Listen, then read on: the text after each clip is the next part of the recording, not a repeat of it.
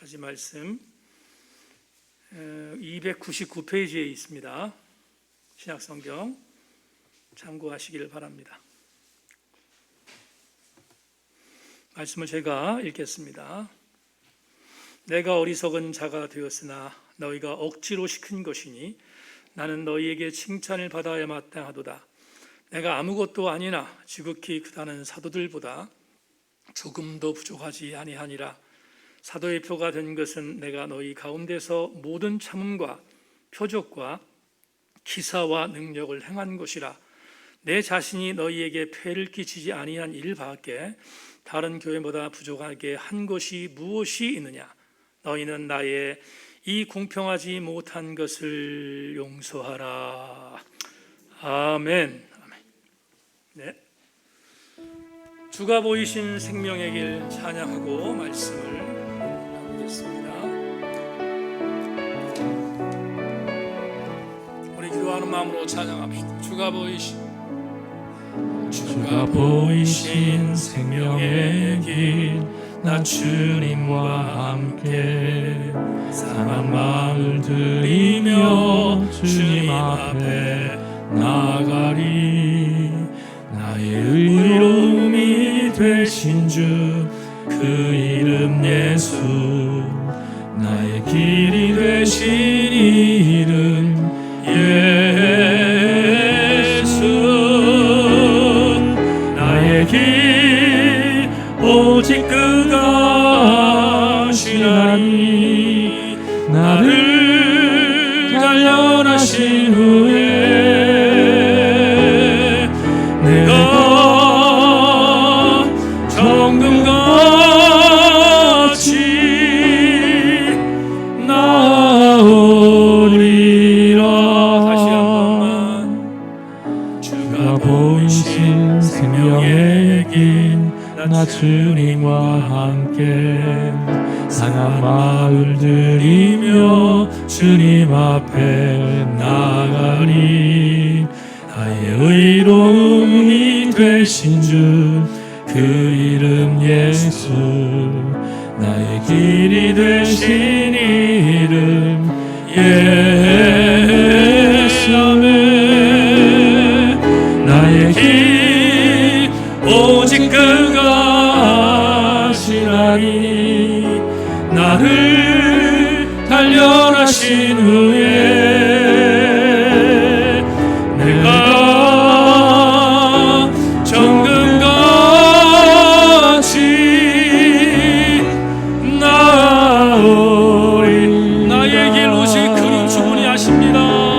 나의 길 오직 그가 시나니 나를 단련하신 후에 내가 정금같이 나오련만 다시 한번. 나의 길 주님이 하십니다. 나의 길 오직 그가 시나니 나를 단련하신 후에 내가 정금같이 나오리라.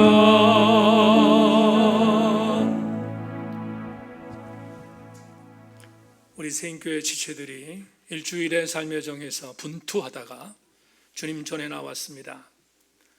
단련하신 뒤에 정금 같게 만드시기 위한 주의 은혜를 분명히 믿기에 오늘 우리 교우들 정금되어서 예배당 빠져나가게 될 줄로 확신하고 믿음으로 승리하고 돌아가는 귀한 교우들이 되게 하여 주시옵소서.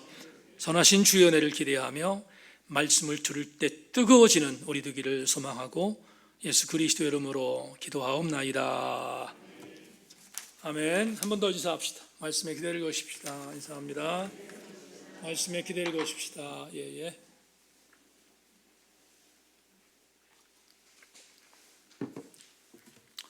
오늘 5월의 마지막 주일 2부 예배에 여러분과 나눌 말씀의 제목은 아린 목회 이런 제목을 갖고 말씀의 은혜를 나누겠습니다. 예배당 빠져나갈 때는 영적 감동이 충만해서 빠져나갈 수 있기를 주의 이름으로 소망합니다. 노숙자 섬김을 하는 날이었습니다. 50대 초반 정도로 보이는 노숙인이 식사 장소에 들어왔습니다. 건장한 체격을 갖고 있는데 외모가 많이 허술해서 누가 보더라도 이 형제가 힘든 인생을 살았겠구나 충분히 짐작할 수 있었습니다. 접시를 들고 친구들이 배식하는 음식을 담은 뒤에 식사 자리로 인도하는 스텝의 인도를 받고 이 형제가 자리에 가서 식사를 했습니다. 식사를 다 하고 났는데 다른 사람과 다르게 한 번 더 배식판을 갖고 친구들 앞에 섰습니다. 한 번 더 먹겠다는 의지였습니다. 그래서 친구들은 맛있게 드시라고 다시 식판에 음식을 놓고 형제에게 식사를 덜어 주었습니다. 다시 자리에 가서 식사를 하던 그 형제는 조금 뒤에 다시 일어나서 친구들 앞에 서서 이 반찬이 부족하니까 이 반찬을 리필해 달라고 요구했습니다. 그러자 그 광경을 보고 있던 사회복지사로 여겨지는 스텝 한 명이 그 형제에게 찾아와서 강하게 제지했습니다.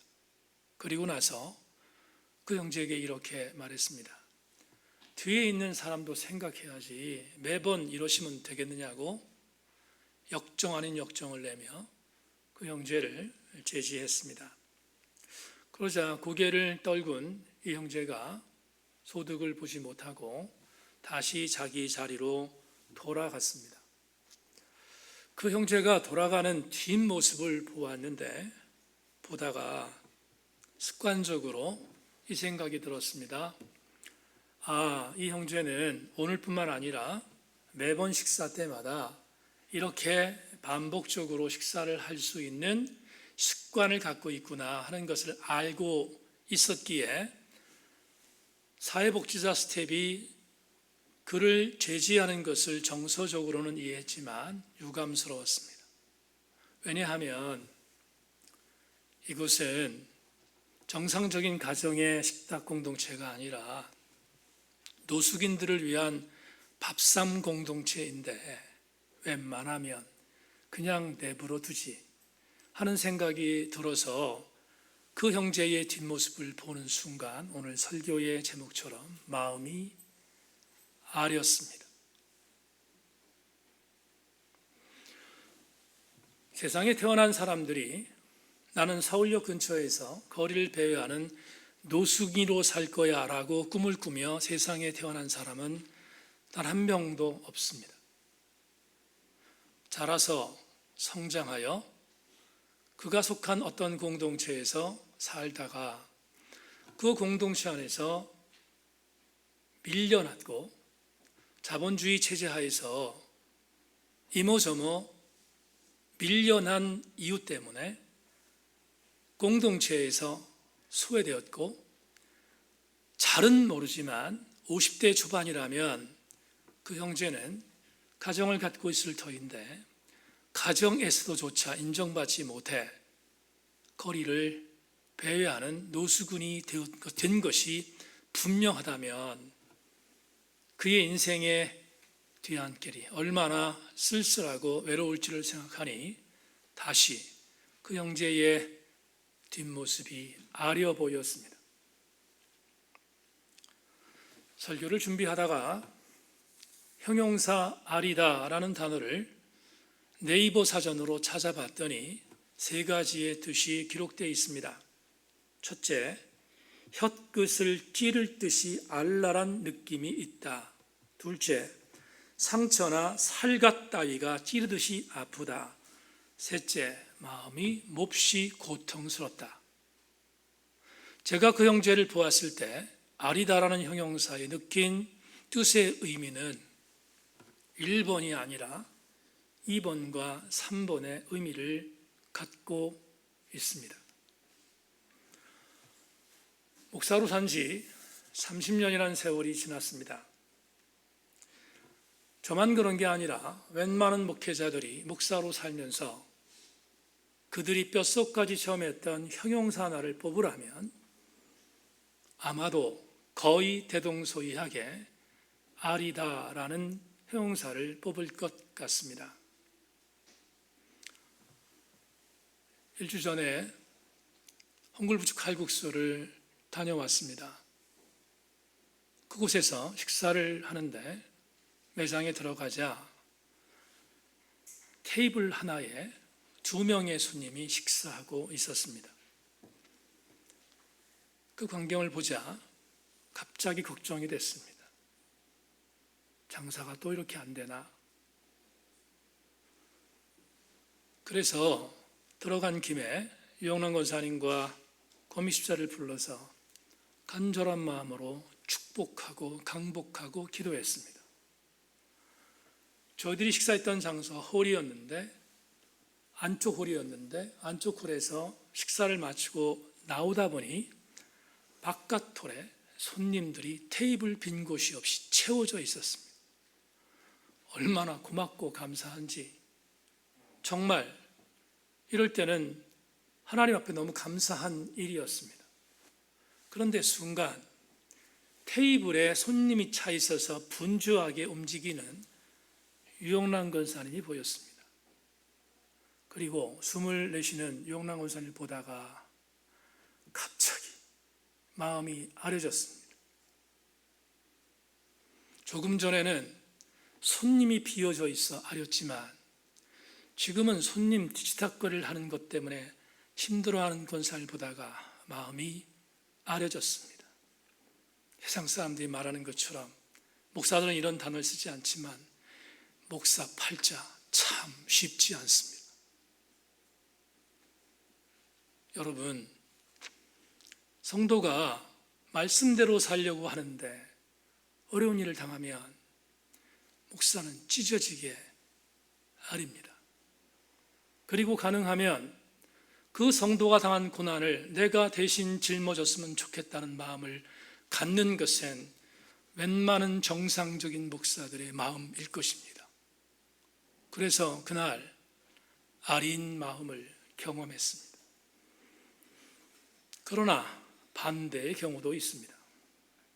목회하면서 애지중지 최선을 다하여 다칠까봐 아플까봐 노심초사하며 양육했는데 어느 날 등 뒤에서 그 당사자가 비수를 꽂을 때 아립니다. 앞에서 말한 아림보다 표현할 수 없을 만큼 아프고 또 아픕니다. 목회를 하면서 수없이 경험했던 일들 중에 이런 일들은 비일비재합니다. 오늘 설교를 준비하다가 바울을 보았습니다. 바울의 마음이 어땠을까를 보았습니다. 이제 본문을 여행하겠지만 이 본문 여행을 끝내고 나면 오늘 설교의 제목을 왜 아린 목회라고 정했는지 여러분들이 아시게 될 것입니다. 이제 바울의 아린 마음으로 여행을 떠나 보십시다. 오늘 본문은 불과 3절밖에 안 되는 짧은 텍스트입니다. 그런데 불과 3절밖에 안 되는 본문이지만 읽으면 조금 전에 우리가 성경 봉독을 했지만 읽으면 눈에 확 들어오지 않습니다. 이유는 개역 개정판이라는 번역의 문제도 있지만 오늘 본문은 철저하게 사도 바울이 쓴 반어법 때문입니다. 문법적으로 반어법이라는 것은 정설로 나가는 법을 반대로 하여 표현한 것을 말하는데 이 반어법은 강한 부정을 통하여 더 큰 긍정을 이끌어내는 수사법이기에 오늘 본문은 여러분들이 읽으면 무슨 이야기인지를 확 이해하기가 쉽지 않기에 오늘의 언어로 다시 반어법이 아닌 정법으로 쓴 유진 피터슨의 메시지로 오늘 본문을 읽어드리겠습니다. 자막을 참고하십시오. 내가 실수를 저질렀습니다. 나는 이와 같이 말하면서 완전히 어리석은 사람이 되고 말았습니다. 그러나 그것은 내 탓만은 아닙니다. 여러분이 나를 부추긴 것입니다. 여러분은 내가 어리석은 말을 하도록 놔두기보다는 나를 지지하고 칭찬해 주었어야 했습니다. 내가 보잘것이 없고 하찮은 사람이기는 하지만 여러분을 매료시킨 저 대단한 사도들과 견주어 내가 그들만 못한 사람이 아니라는 것을 여러분도 직접 겪어보아서 알 것입니다. 내가 여러분과 함께 있으면서 복된 시기와 힘겨운 시기를 보내는 동안 참 사도를 구별하는 온갖 표적들, 곧 놀라운 일과 이적과 능력의 표적들이 분명히 나타났습니다. 여러분이 나나 하나님께로부터 다른 교회에 비해 덜 받은 것이 있습니까? 여러분이 덜 받은 것이 한 가지 있기는 합니다. 바로 내 생활비를 책임지지 않은 것 말입니다. 참 미안하게 되었습니다. 여러분에게 그 책임을 빼앗은 것을 용서해 주시기를 바랍니다. 이제 바울의 심정이 어땠는지 이해가 되십니까? 바울은 오늘 고린도후서 12장을 그동안에는 바울을 반대하는 적대자들 향한 방어 논리로 썼지만 오늘 본문은 특이합니다. 왜냐하면 오늘 본문의 수신자는 적대자가 아니라 적대자들의 현혹에 매수되어 바울의 등에 비수를 꽂은 사람들이 들어야 할 메시지이기 때문입니다. 적어도 사도 바울은 자기에게 등 뒤에서 비수를 꽂은 이들을 향하여서 오늘 기가 막힌 격정의 토로를 본문에서 제시하고 있습니다. 이제는 여러분과 함께 바울이 본문에서 제시한 이 내용을 담임 목사의 언어로 바꾸어 여러분에게 설명하겠습니다. 신약학자들은 본문 텍스트를 이렇게 정의합니다. 바울의 바보 자랑이라고 해석합니다. 바울이 얼마나 바보 같은 짓을 했는지를, 그러나 그 바보 같은 짓을 하면서도 불구하고 자랑해야 할 기가 막힌 참담함을 오늘 담임 목사의 언어로 여러분에게 소개하겠습니다. 다시 자막에 집중해 주기를 바랍니다. 나는 정말로 자랑하는 삶을 살아본 적이 없다. 그것은 하나님 앞에서 부끄러운 일이기 때문이다. 허나 내가 정말로 사랑하고 피땀을 흘리며 세웠던 고린도 교회가 나를 험담하고 헐뜯고 심지어는 나의 사도권까지 매도하는 자들이 너무 심하게 나를 핍박하니 어쩔 수 없이 그들에게 대항하고 항변하여 무너지고 있는 고린도 교회를 다시 세우기 위해 죽기보다 싫은 바보 자랑을 했다. 나는 적대자들보다 영성에 있어서 뒤처지지 않는다. 나는 계시요 환상도 보았고 들림도 받아보았다. 그곳에서 하나님 말씀을 듣는 신비로운 영적 경험도 해보았다. 나는 적대자들이 매도하는 것처럼 무기력하고 무능한 하나님의 사람이 아니다. 오히려 그들보다 나는 더 영적이다. 그런데 자랑을 하다 보니 기가 막히게 비참하다. 내가 왜 자랑을 할 수밖에 없는가를 생각해 보니 마음이 아리고 아렸다. 그래서 나는 바보 자랑을 중단했다. 진짜로 내가 자랑하고 싶은 것은 내가 약할 때 곧 강하다는 자랑이다. 그런데 한마디만, 오늘은 적대자들에게 매수되어 넘어간 고린도 교회 일부 한심하기 그지없는 너희들에게 덧붙인다. 다시 강조하지만 나는 지금까지 한심하기 그지없는 자랑을 했다. 진짜로 바보 같은 짓이었다. 그러나 이것에 대한 책임은 너희들에게도 있다. 너희들은 나를 인정하지 않고 내가 고린도 교회를 세웠을 때 그 수고를 깡그리 무시했다. 어떻게 이럴 수가 있나? 어떻게 이렇게 뒤통수를 칠 수 있나? 내가 너희에게 치명적으로 실수한 것이 하나 있다. 적대자들이 내가 가짜인 증거는 고린도 교회에서 마땅한 사례비를 받지 못한 것만 보아도 알 수 있다고 선동질을 했고, 너희들은 그 말도 안 되는 투집잡기에 넘어갔는데 내가 지금 생각해보니 통탄할 실수였다. 나는 그때 너희에게 경제적인 부담을 주지 않기 하기 위하여 내가 자비랑으로 사역하는 것을 들어 사례비를 포기했는데 결정적인 실수였다. 너희들에게 마땅한 사례비를 받았어야 했는데 그 책임을 지지 않게 한 것이 후의 막급이다.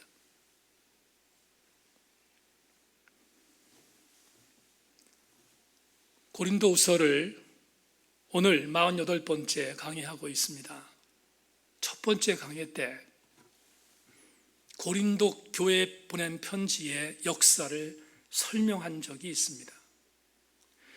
오늘 우리가 보고 있는 고린도후서 이 텍스트는 학자들에 의하면 네 번째 편지 혹은 다섯 번째 편지라고 해석한다고 말씀드렸습니다.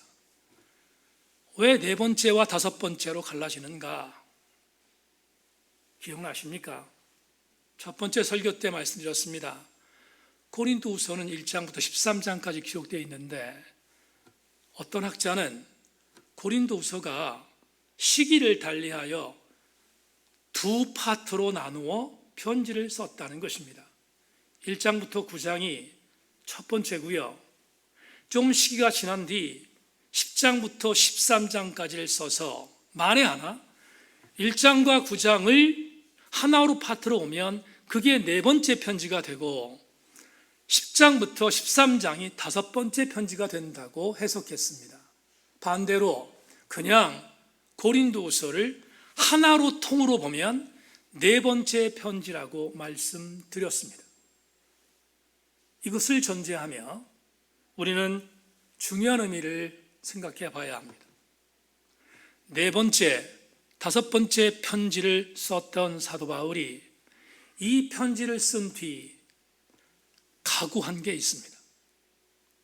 그 각오한 것은 다음 주에 살필 12장 14절에도 등장하고 있고 앞으로 우리가 살피게 될 13장 1절에도 있습니다. 그러면 미리 한번 맛을 보겠습니다. 12장 14절 보라 내가 이제 세 번째 너희에게 가기를 준비하였으나 너희에게 폐를 끼치지 아니하리라. 내가 구하는 것은 너희의 재물이 아니요 오직 너희니라. 어린아이가 부모를 위하여 재물을 저축하는 것이 아니요 부모가 어린아이를 위하여 하느니라. 두 번째 구절 13장 1절도 마저 소개합니다. 내가 이제 세 번째 너희에게 가리니 두세 증인의 입으로 말마다 확정하리라. 설명하겠습니다. 바울은 네 번째, 다섯 번째 편지를 쓰고 있는 작금 추측할 수 있는 것은 바울은 고린도 교회 이전에 두 번 방문했다는 사실입니다. 첫 번째 방문이 언제입니까?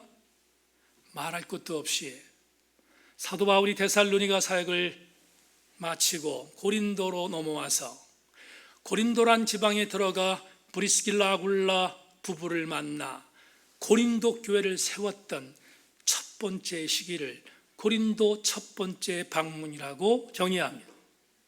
두 번째는 언제였습니까? 공부를 복귀하십시다. 사도 바울이 고린도 교회를 세웠습니다. 그리고 그는 고린도 교회 사역을 마친 뒤에 에베소로 사역지를 옮겼습니다. 이 편지를 쓸 때는 에베소에 거주했습니다. 바울 사도가 에베소로 건너와 있자 걱정스러운 한 가지의 전언이 글로에라는 사람의 편에서 전해졌습니다. 어떤 내용이었습니까? 글로에 지편에 보낸 편지 가운데 이런 내용이 있습니다. 바울 사도님이 아름답게 세운 고린도 교회가 무너지고 있습니다. 4개의 파가 갈라져서 머리 터지게 싸우고 있습니다. 분파 논쟁에 대한 전언을 해준 것입니다. 바울이 아팠습니다. 어떻게 세운 교회인데. 그래서 바울은 곧바로 자기가 어떻게 할 수가 없어서 자기의 사랑하는 동역자인 디도와 이름을 밝히지 않은 또 한 명의 동역자를 동시에 고린도 교회에 파송시킵니다. 근데 혼자 그냥 보내지 않고 두 번째 편지를 쓴 것입니다. 그 두 번째 편지를 써서 그들에게 전언하라고 인편에 보낸 것입니다. 그게 바로 여러분 잘 아시는 고린도 전서입니다. 고린도 전서를 갖고 쌈박질하지 말고 합력하여 선을 일하고 권면하는 편지를 써서 보냈건만 디도와 또 다른 동역자는 엄청난 수모를 당합니다. 쫓겨났습니다. 그리고 심지어 성경에 그런 뉘앙스가 있는데 린치까지 당할 뻔했습니다. 다시 말하면 죽을 뻔도 했다는 뜻입니다. 간신히 몸을 보호해서 에베소로 돌아왔던 디도와 동역자가 바울에게 이렇게 말합니다. 사도님이 쓰신 편지를 갖고 고린도에 갔는데 고린도가 이미 망가졌습니다.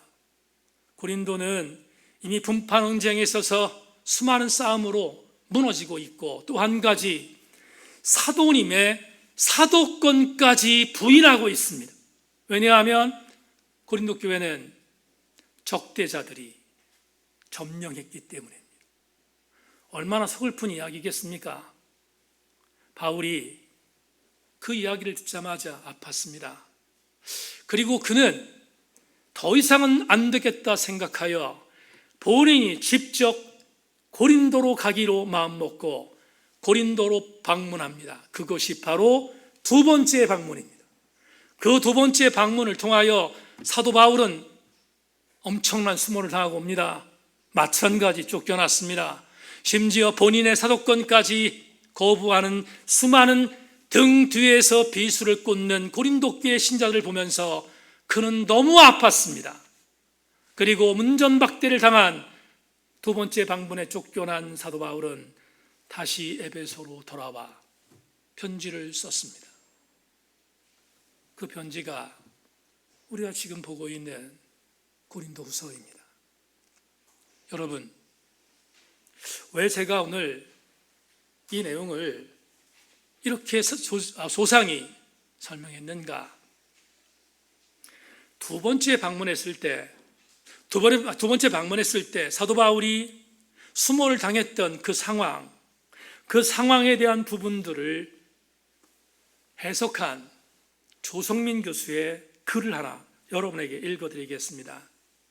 당시 에베소에 머물렀던 바울은 급하게 고린도 교회를 방문하였으나 성도들이 대부분 그를 멀리했다. 심지어 어떤 남자 성도는 그를 공개적으로 모욕했다. 고린도 교회를 두 번째로 방문한 이후에 바울은 에베소로 돌아와 답답하고 괴로운 심정으로 편지를 쓰고 있다.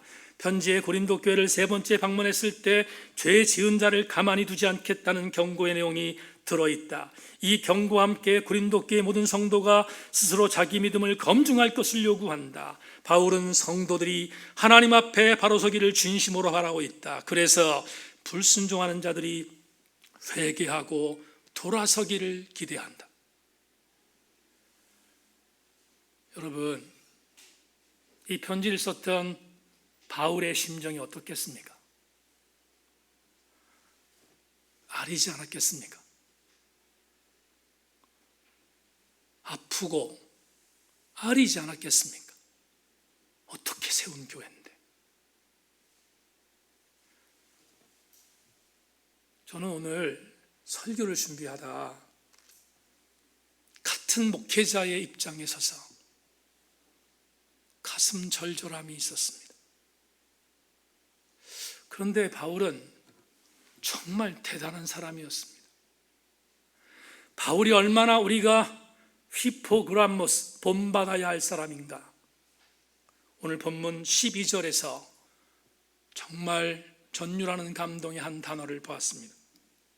12절, 사도의 표가 된 것은 내가 너희 가운데서 모든 참음과 표적과 기사와 능력을 행한 것이라. 한 번 더 사도의 표가 된 것은 내가 너희 가운데서 모든 참음과 표적과 기사와 능력을 행한 것이라. 두 번 읽은 이유가 있습니다. 여러분, 지금 적대자들이 바울에게 뭐라고 말합니까? 적대자들에게 메시지에 넘어갔던 등에 빗을 꽂은 사람들이 뭐라고 말합니까? 바울이 진짜 사도인가? 사도 맞나? 그리고 공격하기 시작했습니다. 그런데 바울이 우리가 11장에서 봤지만 더 이상은 참을 수 없어서 적대자들이 얘기하는 것에 맞불을 놓아 나도 기적을 봤다, 나도 삼층천에 올라가 봤다, 나도 하나님의 능력과 말씀을 행했던 기적을 경험했다 등등으로 변호했습니다. 그런데 그 변호에 대한 부분을 오늘 12절에서 이렇게 말합니다. 여러분 보세요. 12절, 사도의 표가 된 것은 내가 너희 가운데서, 중간에 있는 단어 빼버리고 표적과 기사와 능력을 행한 것. 이게 뭐예요? 표적과 기사와 능력을 행한 것은 적대자들이 공격한 수단이었어요. 근데 바울이 뭐라고 말합니까? 이렇게 말합니다. 나도 적대자들이 행했던 이것들을 갖고 있다. 근데 사도의 증거로 제시한 사도 바울의 사도의 증거 중에 1순위가 기적도 아니고 표적도 아니고 능력도 아니었어요.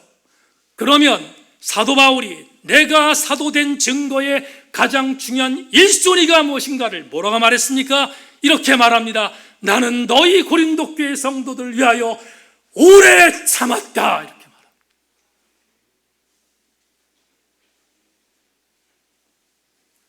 1순위가 뭐라고요? 오래 참았다고. 바울이 얼마나 위대한 사람인지를 우리는 다시 한번 절절히 느낍니다. 왜 바울의 마음이 아렸을까요? 바울은 억울했어요. 바울은 힘들었어요.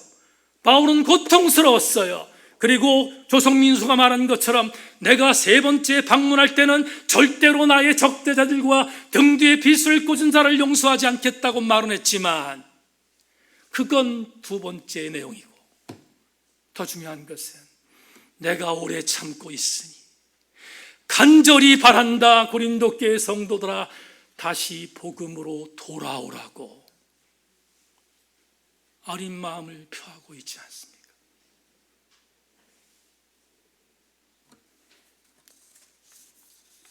오래 참음, 헬라어 휘포보네의 번역입니다. 문자적으로 그냥 참는 게 아니에요. 기다리며 참는 것입니다.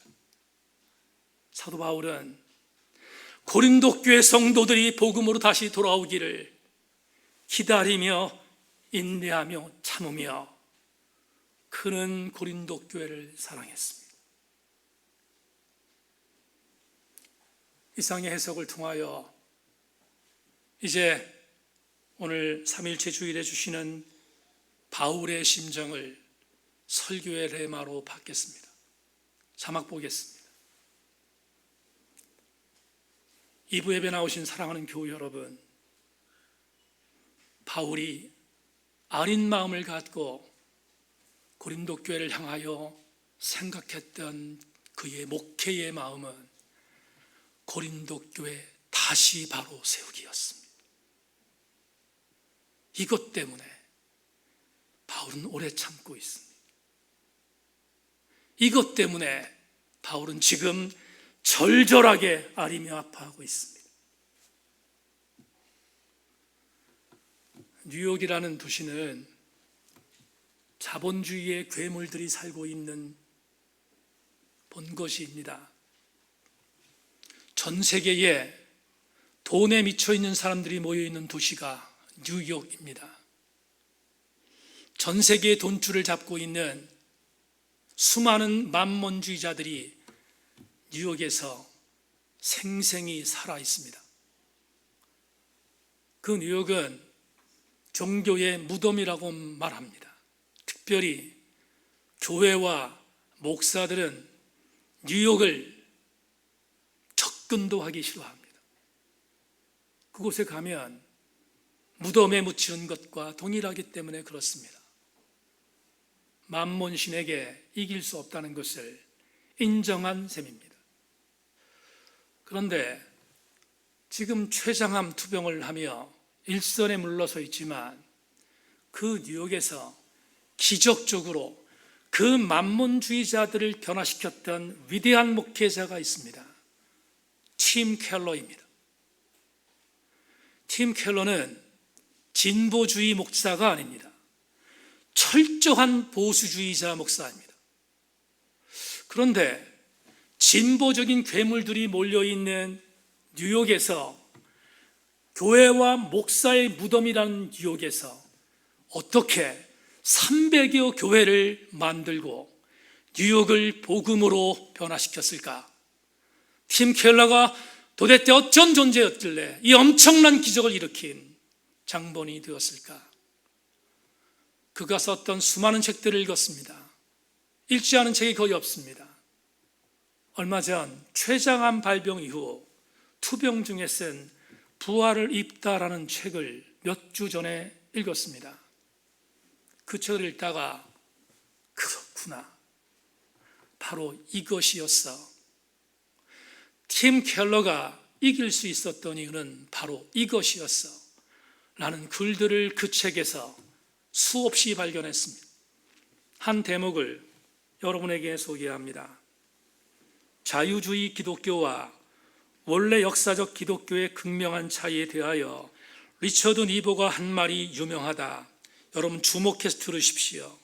니버는 자유주의를 진노 없는 하나님이 죄 없는 인간을 십자가 없는 그리스도의 사역을 통해 심판 없는 나라로 인도하셨다고 변했다. 진노 없는 하나님이 죄 없는 인간을 십자가 없는 그리스도의 사역을 통해 심판 없는 나라로 인도했다. 니버의 말을 팀 켈러가 인용했습니다. 이 구절이 얼마나 무시무시한 말인지를 소개하겠습니다. 조금 전에 말씀드렸습니다. 팀 켈러는 보수주의자입니다. 건강한 보수주의자입니다. 그런데 자유주의자들이, 진보적인 자유주의자들도 마찬가지입니다. 자유주의자들이 기가 막힌 교회의 타락을 부추겼다는 것입니다. 어떻게? 조금 전에 설명했던 니버의 말을 이강동 목사의 말로 바꾸겠습니다. 여러분, 교회에서 제발 떨어져 나가지 마세요. 교회는 위험한 곳이 아닙니다. 하나님은 진노하신 하나님이 아니십니다. 그러기에 죄 없는 여러분에게 십자가라는 무거운 짐을 지라고 교회는 결코 말하지 않습니다. 그리고 또 하나, 심판이라는 것은 존재하지 않으니 염려하지 마십시오. 그러니 여러분 제발 교회를 떠나지 말아주세요. 니버의 말을 제 말로 바꿨습니다. 어떻습니까? 2020년 2월부터 시작된 코로나19를 통하여 1년 6개월 동안 우린 공포 속에 살았습니다. 교회들이 어떻게 약해졌습니까? 온라인 교회를 만들어 온라인으로 예배를 드리는 기가 막힌 세상이 될 수밖에 없었던 지난 1년 6개월 동안 우리 교회를 포함한 수많은 교회들이 무기력했습니다. 왜냐하면 성도들이 코로나로 인하여 한 명의 심령이라도 희생당하지 않도록 만들기 위한 절절함 때문이었습니다. 문제는 그걸 악용하는 수많은 사람들이 생겼습니다. 그리고 그들은 명목적 신자, 무늬만 그리스도인, 그리고 교회 안에 있는 불신자들 중에 태반이 바로 그들이었습니다. 교회가 팬데믹 상황이 더 많이 길어지자 이제는 위기가 왔다는 생각이 들었습니다. 그들을 달래기 시작했습니다. 어떻게? 니버의 말대로 이렇게 달랬습니다. 여러분, 하나님은 진노하지 않아요. 하나님은 여러분들을 죄 있다고 말하지 않아요. 하나님은 십자가를 짊어진 예수 그리스도를 여러분들에게 부담 세우지 않아요. 그러니까 제발 부탁입니다. 지옥은 존재하지 않아요. 심판은 없어요. 그러니까 안심하세요. 안심하고 교회는 이것을 전하는 곳이니까 교회를 떠나지 말라고 그들을 붙잡았습니다. 정말 그렇습니까? 이탈리아의 바티칸에 가면 성 베드로 성당이 있습니다. 그 성당이 어떻게 지어졌습니까? 그 성당은 인돌전스로 지어졌습니다. 면제부로 지어진 것입니다.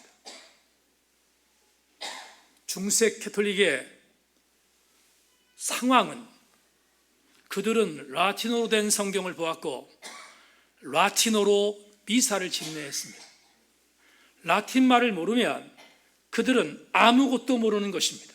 더더군다나 그 당시의 중세 캐톨릭은 라틴어 성경을 보지 않는 사람들은 이단으로 정죄했습니다.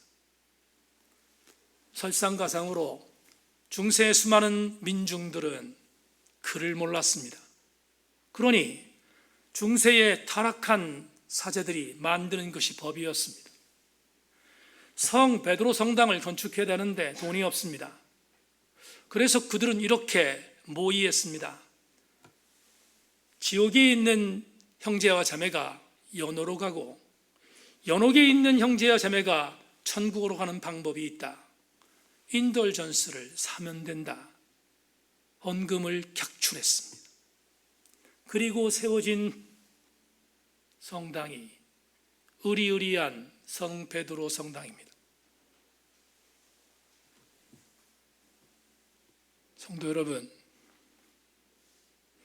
교회가 그래서야 되겠습니까?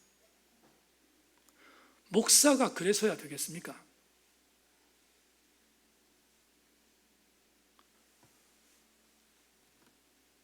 중세가 그럴 수 있었던 것은 무식했으니까, 협박했으니까 그렇다 칩시다. 그런데 요즘에 비슷한 일이 생겼습니다. 뭡니까? Positive thinking, 긍정적인 사고방식.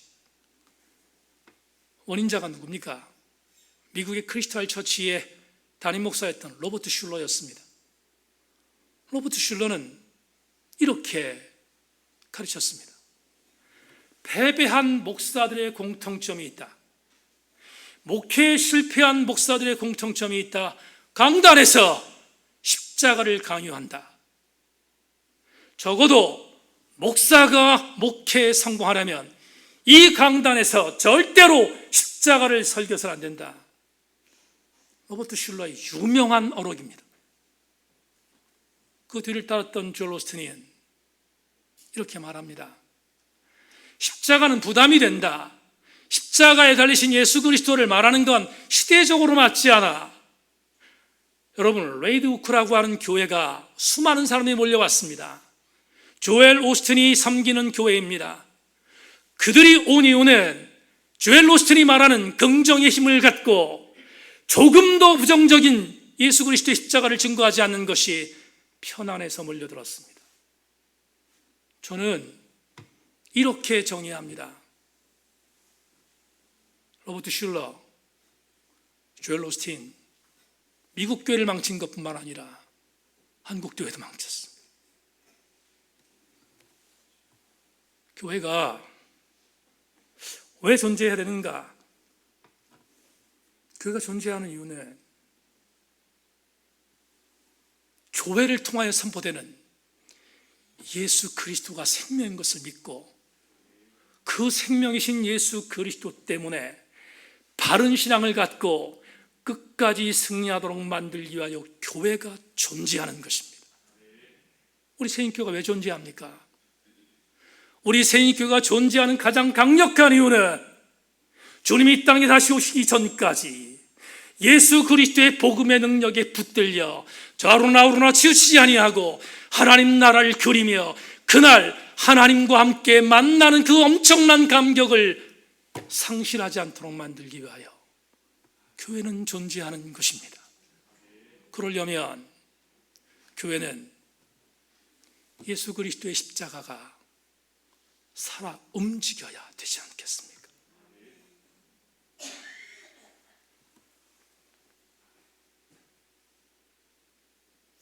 본디오 빌라도가 예수님을 심문할 때 이렇게 말했습니다. 요한복음 18장 38절, 빌라도가 이르되 진리가 무엇이냐 하더라.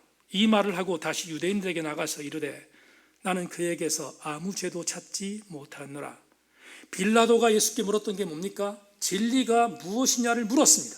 이 말을 이렇게 바꾸겠습니다. 빌라도는 예수에게 이렇게 물은 것과 똑같습니다. 예수야, 네가 진리냐? 라고 물은 것입니다. 그러자 여기에선 대답하지 않았지만 이미 예수님께서 이 대답을 하셨습니다. 어디서? 요한복음 14장 6절에서 서서히 시퍼하게 주님이 선포했습니다. 예수께서 이르시되 내가 곧 길이요 진리요 생명이니 나로 말미암지 않고는 아버지께로 올 자가 없느니라. 예수 그리스도는 당신이 진리임을 선포했습니다. 그런데 오늘의 교회는 어떻습니까? 더글라스 존 홀이 기가 막힌 말을 남겼습니다. 그의 글을 소개합니다. 인간 정신은 자연과 역사의 흐름을 넘어설 정도로 자유롭다. 이는 우리의 진리를 진리로 여기는 것을 불가능하게 한다. 인간 정신은 자연과 역사의 흐름을 넘어설 정도로 자유롭다. 이는 우리의 진리를 진리로 여기는 것을 불가능하게 한다. 자유주의 기독교와 수구적인 근본주의적인 기독교에서 뭘 말합니까? 인간 정신에 대한 부분에 있어서의 자유로움, 우리 인간은 인간다운 것, 그래서 인간이 신이야 라고 말한 정도까지 타락했습니다. 그러자 어떤 일이 벌어졌습니까? 인간 정신이 시된 바로 이 시기에 이렇게 말합니다. 진리를 진리로 인정하지 않는 판이 되었다고 말합니다. 더글라스 존 홀은 진리를 진리로 인정하지 않는 시대가 지금 교회의 비극임을 경고하고 있습니다. 그런데 우리는 이걸 믿습니다. 아무리 인간 정신이 신이 된 시대라고 할지라도, 그래서 인간의 정신이 진리를 진리로 인도하지 않는다 할지라도 우리가 믿는 것이 하나 있습니다. 그건 뭔가? 우리의 진리는 유일하신 예수 그리스도 한 분이십니다. 그분은 저와 여러분의 유일한 진리이십니다. 이것을 선포하는 것이 교회입니다. 이것을 사수하는 것이 교회입니다. 그러므로 교회는 무너질 수 없습니다. 교회는 다시 세워져야 하는 것입니다. 주님은 베드로의 신앙 고백 후에 이렇게 말씀하셨습니다. 주는 그리스도시요 살아계신 하나님의 아들이라고 고백하는 베드로의 고백 후에 주님이 분명히 선포하셨습니다. 또 내가 내게 이르노니 너는 베드로라. 내가 이 반석 위에 내 교회를 세우리니 음부의 권세가 이기지 못하리라. 주님의 교회는 지지 않습니다. 주님의 교회는 다시 세워질 것입니다. 주님의 교회는 다시 바로 세워질 것입니다. 이것을 우리가 감당해야 되지 않겠습니까? 말씀 맺겠습니다. 목회하면서 아프고 아픈 일들을 많이 경험했습니다. 바울의 심정을 절절히 이해합니다. 마지막 날 아리고 아픈 목회지만 마치고 주님 앞에 섰을 때 주께서 이렇게 저에게 물으실 것입니다. 이 목사야, 너 뭐하고 왔냐? 라고 물으시면 바울처럼 자랑할 것이 없습니다. 아무리 생각해봐도 자랑할 것이 없습니다. 그렇지만 주님 앞에 섰을 때 한 가지는 목숨 걸고 보고하고 싶습니다. 이겁니다. 주님, 자랑할 건 없지만 당신이 머리 대신 아픈 교회를 부둥켜 안고 울다 왔습니다는 보고하고 싶습니다. 세니치 여러분, 교회를 약하게 만드는 시대입니다. 교회가 무너지고 있는 시대입니다. 교회를 향하여 비수를 던지는 시대입니다. 우린 그래서 예수 그리스도의 삶을 살아가기 위해서 아리고 또 아린 길을 걸어야 합니다. 그러나 명심하십시다. 주님의 교회는 지지 않습니다. 주님의 교회는 다시 이기며 세워질 것을 확신하고 우리 새인교회 모든 성도들 앞장서는 선두적 그리스도인들 다 되실 수 있기를 주님의 이름으로 축원합니다. 하나님, 오늘 성삼위일체 주일에 바울의 아린 마음을 살폈습니다. 주여, 우리 교회가 약해진 교회, 무너진 교회, 등 뒤에서 비수를 꽂는 이 시대, 교회를 다시 세우며 교회를 이기게 만드는 선두적 교두보가 되게 하여 주시고 우리 새인교회가 이 사역을 감당하게 하여 주시옵소서. 우리 새인교회 성도들 주님 앞에 섰을 때 너 세상에서 무엇하냐 왔는가를 물으시면 교회를 부둥켜 안고 울다 왔습니다 보고하는 우리들 되게 하여 주시옵소서. 예수 그리스도의 이름으로 기도 올리옵나이다. 아멘.